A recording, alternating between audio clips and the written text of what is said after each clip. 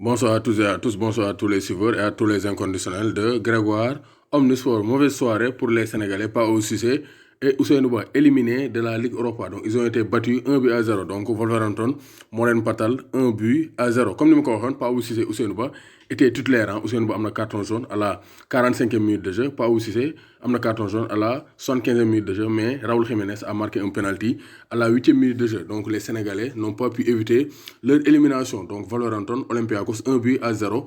Fin de parcours pour les Sénégalais en Ligue Europa. Leverkusen, Modo Rangers 1-0 qualifié. Séville aussi, Modo Roma 2-0 qualifié. Donc Bâle aussi, Modo Francfort 1-0. Donc Bâle aussi qualifié pour donc, les quarts de finale de la Ligue Europa. Donc vraiment, les Sénégalais n'ont pas été chanceux. Damdoy, il va quitter Copenhague. Donc Istanbul Başakşehir a été battu par Copenhague. Donc Sénégalais, donc presque, donc tak ci Ligue Europa. Donc on va attendre demain la Ligue des Champions pour voir donc ce que vont faire Lyon, Juve et City, Real Madrid. Donc gis nañu aussi donc Bartomeu donc répond aux inquiétudes. Donc Bartomeu n'a pas de problème, le Barça va gérer face au Napoli. Donc retour aux 3 changements en Premier League. Donc Premier League 5 changements donc éliminés. Retour aux 3 changements. Donc Aubameyang va finalement prolonger avec Arsenal. Donc Arsenal n'a pas de salaire pour Taku. Comme ça, il va rester avec les Gunners d'Arsenal. Donc gis nañu aussi Dortmund bu Sancho officialiser sa signature dañu am 16,7 millions d'euros pour Manchester City. Donc Dortmund ba muy jënd City donc ba muy jënd Jadon Sancho de Manchester City parce que Sancho a été formé à Manchester City. Donc ci clause contrat yi donc dañ cee defoon ne donc City dina am pourcentage à la revente moo tax Manchester United bu jëndee Jadon Sancho si c'est officiel donc City dina am 16,7 millions d'euros bu muy récupérer ci transfert Jadon Sancho. Donc Ballack nee na donc il espère que le club deviendra un jour le sélectionneur de l'équipe nationale d'Allemagne. Donc gis nañu après Mbappé, Di Maria donc aussi blessé, de même que Mauro Icardi. Donc Paris il risque d'être décimé d'ici le match face au Napoli. Donc Gaynde Ndiaye warul tiit warul ragal. Pape Cheikh Diop est prêté à Dijon. Donc Pape Cheikh Diop a été prêté par l'Olympique Lyonnais à Dijon. Donc Cheikh Diop à Celta Vigo, à West Ham, mais il n'arrive pas à s'imposer dans le très haut niveau. Donc il va jouer avec Dijon et Alfred Gomis la saison prochaine. Donc Gaynde Ndiaye warul tiit warul ragal. Déwénati sama gars yi déwénati. Idrissa Gana Gueye vers Manchester United. Donc Gana muy waajal la fin de saison avec la confrontation avec l'Atlanta Bergame dans le Final 8 de la Ligue des Champions. Mais Gana Gueye Paris ñu ngi koy waaj a jaay. Donc d'après les informations de disport.com et de Daily Star fële ci Angleterre, les Red Devils comptent attaquer le dossier Gana Gueye pour renforcer milieu de terrain. Parce que Manchester United, ils veulent remporter la Ligue des Champions la saison prochaine, mais aussi le championnat d'Angleterre. Et pour ce faire, il faut que nous ayons une équipe de feu et 2 équipes. Parce que un 11 ne peut pas gagner facilement donc des compétitions. 2 compétitions comme la Ligue des Champions ou bien la Premier League. Moo tax Ole Gunnar Solskjaer ci boppam donc dégg na les conseils de Wayne Rooney. Parce que Rooney dafa génn ne Gana c'est un joueur technique te soxla naa ko bu demoon Manchester United ça sera un très bon transfert. te Nemanja Matic prolongé contrat mais il prend de l'âge mënu jouer match yëpp. Donc Gana Gueye bu ñëwee min na Angleterre dina mën a toj kaani pàccalingom Rich bëgg. Donc un départ de Gana au Paris Saint-Germain donc du Paris Saint-Germain n'est pas à exclure.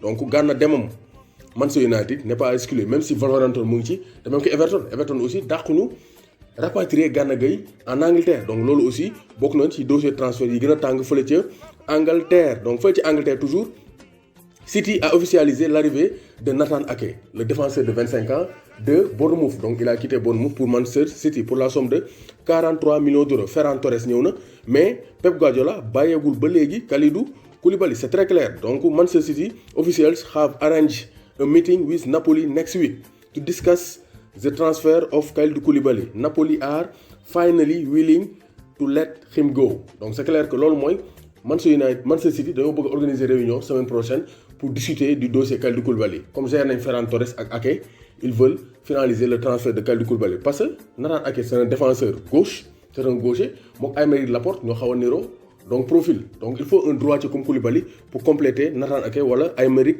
Laporte. Moo tax semaine prochaine City donc day organiser réunion ak waa Napoli pour mën a donc gérer ce transfert. Parce que Koulibaly quand même c'est un excellent défenseur même si ren nekkul le meilleur défenseur de Serie A. Donc l'arrivée de Koulibaly serait une bonne nouvelle pour Manchester City qui souffre en défense depuis le départ du Rock Vincent Kompany.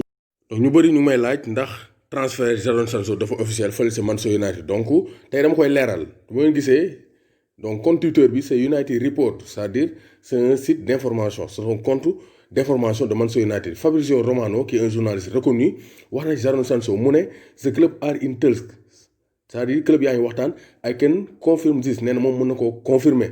I think Manchester United and Borussia Dortmund are playing their own games nee na ñuy waxtaan te nañ waxtaan ba juboo xool modalité paiement yi mais accord am na entre Jadon Sancho et Manchester United loolu lu koy confirmer mooy Borussia Dortmund have chosen Memphis Depay as Jadon Sancho's successor c'est-à-dire Jadon Sancho day dem Memphis Depay la Dortmund bëgg a jënd pour mu remplacer Jadon Sancho. Dortmund have already made contact with Depay's entourage c'est-à-dire Dortmund contacté nañ déjà l'entourage mooy le staff les agents les conseils de Memphis Depay donc pour dire que loolu kenn waxatu ko jeex na tàkk Jadon Sancho day dem United Depay le Dortmund bëgg a jënd pour mu remplacer Jadon Sancho te Manchester City aussi ils veulent investir 300 voire 330 millions d'euros jënd nañ Ake jënd Ferran Torres Koulibaly en discussion ba ñëw renforcer attaque bi Joao Félix wala Lautaro Martinez ci Pep Guardiola moo bëri doole. maa ngi bëggee les chers inconditionnels de Grégoire ñi nga xam ne vidéo ma dugal ñu seetaan ko au ma seen fay maa leen di bëggee bu baax Kébé Bakary maa leen bëggee Amane Mbaye maa leen bëggee Kisma Dabo bëgg Fallou Fall Madior Madike Thiongan Ada Bey donc Audio D maa leen bëggee bu baax Khalifa Nia donc Cheikh Abibou maa leen bëggee fans PSG maa leen bëggee bu baax a baax donc Babacar Ndiaye Arouna Mbow maa leen bëggee James Rodriguez Djibi Soxo l'expert Nazir Wade maa leen bëggee Lay Sène Abdoul Aziz Layti Sarr maa lay bëggee Salif Entertainment donc Abdoul Aziz maa lay bëggee Serigne Mbacke Fall Pape Madiodio Diagne maa lay bëggee Marcel Pagnol l'homme de Yeumbeul maa lay bëggee Pate Thian depuis l'Allemagne Cheikh Wade borom Almeria maa leen di bëggee sans oublier le grand consultant Pape Lay Camara.